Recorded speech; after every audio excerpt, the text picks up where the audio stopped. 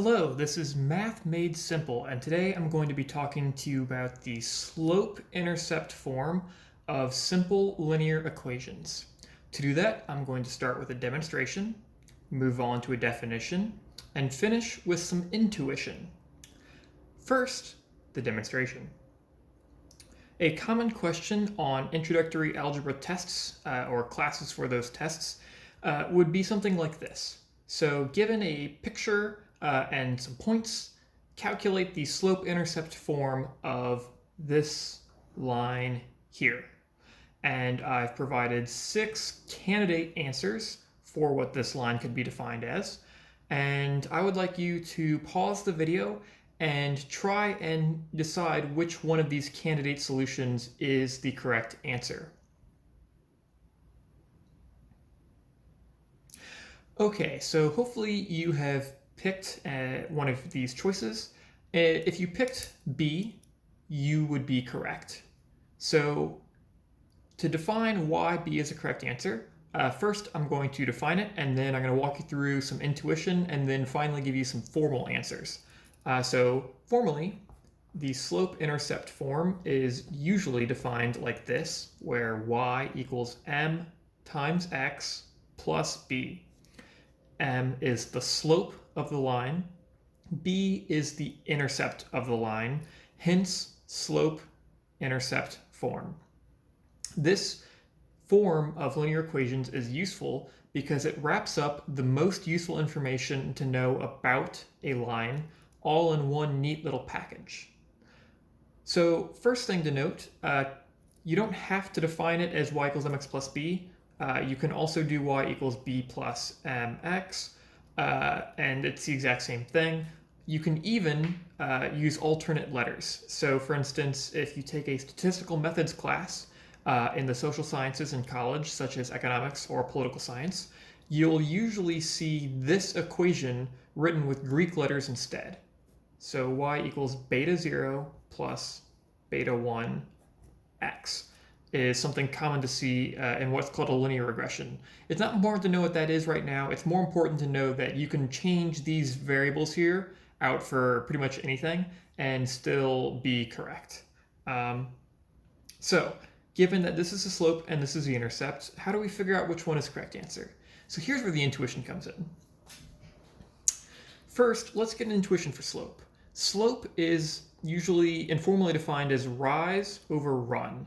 And rise is the change in y, it's the increase in height.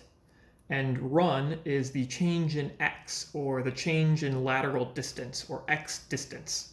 And remember, y is this one and x is, goes this way and y goes that way. So height over width, or, rise over run. You can use different words, but it's this basic idea. So let's start ruling out some solutions using intuition. First, notice that the line increases in height as we move from left to right. This means that there is a positive slope on this line. If a line has positive slope, then we know that m is greater than 0. Why is that?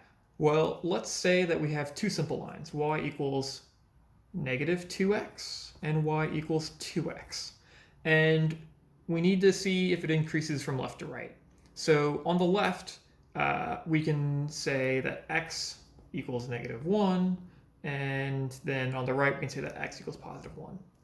Well, in this case, for this line with the negative slope, with the negative m, you'd have y equals negative 2x would correspond to negative 2 on here, on x equals 1, and you'd have positive 2 for x equals negative 1. So the line would look like this.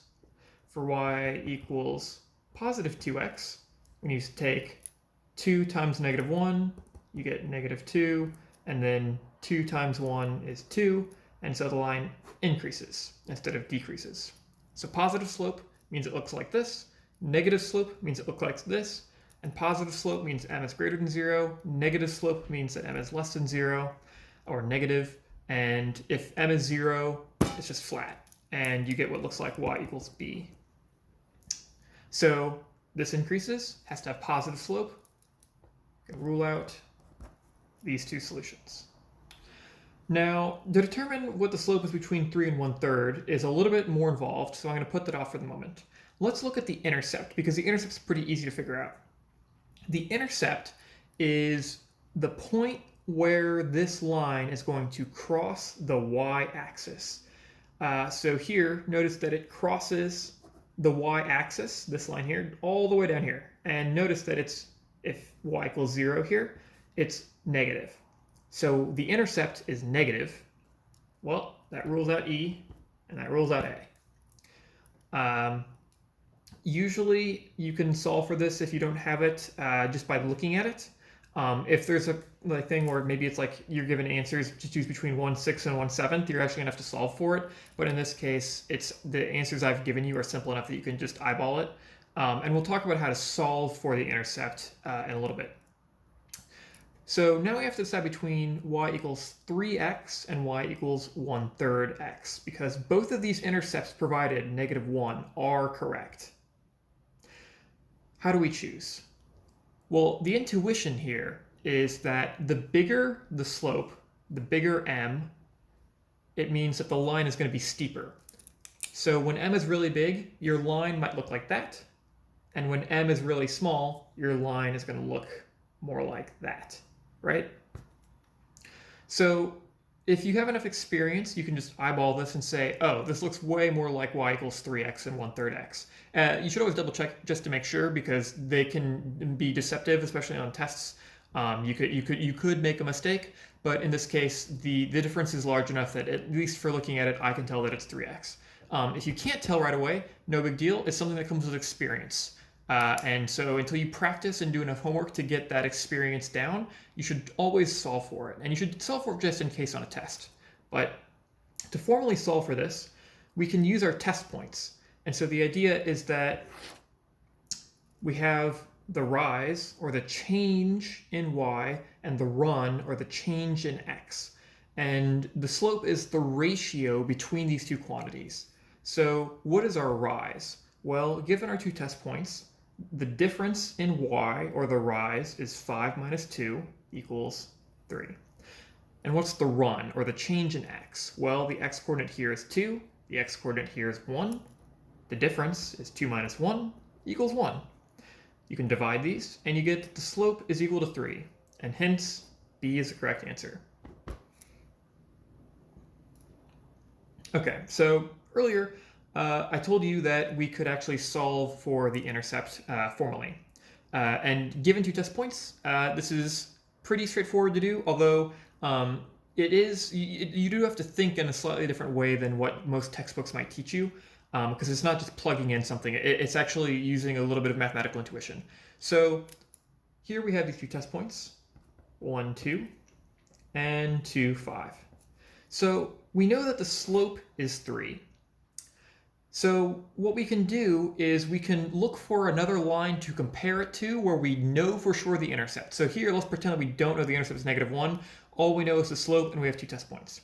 So let's get a line that we do for sure know the intercept of, and we can compare the test points to the test points that we can build using that line, and we can build out our answer for the intercept. And we do this by using parallel lines. So a parallel line to this might be, that's supposed to be a straight line. Excuse my poor drawing. Y equals 3x, instead of what we know the answer to be is y equals 3x minus 1. So for y equals 3x, we know that the intercept is 0.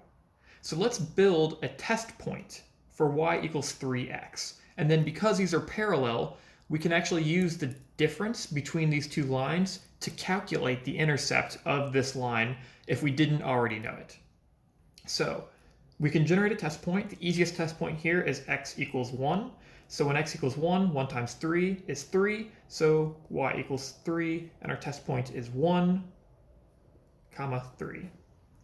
Now, y equals 3x and y equals 3x minus 1, these are parallel lines. So these points are comparable, 1, 3 and 1, 2. Now, how do we get the intercept? Well, the x coordinates are the same, the x points are the same, so the only thing that differs is their height, the gap between these two lines. What's the gap between these two lines? Well, the y-coordinate of this one is 2, and the y-coordinate of this one is 3. And so this point, or this line that we were given originally, is 1 y unit shorter or lower than this one, even though they're parallel. And because we know that the intercept of this one is 0, and this line that we were given is always lower by 1 than the test line, the intercept therefore also has to be -1. So y equals 3x minus 1. So let's put this into practice. I'm going to give you 2 more test points from a different line, and we're going to try and work out the slope and the intercept of each one. So let's give myself a little bit of space. Let's say that our test points, and I'm going to pick this somewhat at random, 1, 7, and 3, I don't know, 10. Doesn't really matter. Okay, first, let's get the slope.